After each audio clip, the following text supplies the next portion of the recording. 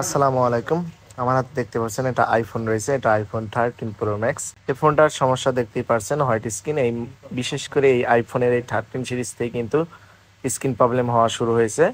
তো এই ফোনটা আজকে আপনাদেরকে রিপেয়ার করে দেখাবো কিভাবে রিপেয়ার করি। তো সাধারণত এই ফোনটা আমরা দুইভাবে রিপেয়ার করে থাকি। একটা হলো জাম্পার ওয়্যারের মাধ্যমে বাইপাস করে দিলে অনেক সময় চলে আসে, না হইলে সেক্ষেত্রে কিন্তু ফ্ল্যাক্স রিবন্ডিং করা লাগে। তো আলহামদুলিল্লাহ দেখা যাক, এটা আমরা যে জাম্পার প্রসেসটি রয়েছে এই প্রসেসটি করছি। তো এখানে জাম্পার করতে হবে নিখুঁতভাবে, কারণ এটা খুবই ক্রিটিক্যাল একটা লাইন। তো অনেকে কিন্তু এই ডিসপ্লে জাম্পার করতে গিয়েই নষ্ট করে ফেলে।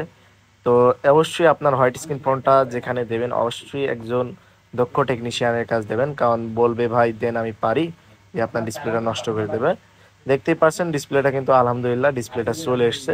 এটা কিন্তু ফ্ল্যাক্স রিবন্ডিং করা লাগে নাই। তো অনেকগুলো আছে ফ্ল্যাক্স রিবন্ডিং করা লাগে, অনেকগুলো আছে বাইপাস হয়ে যায়।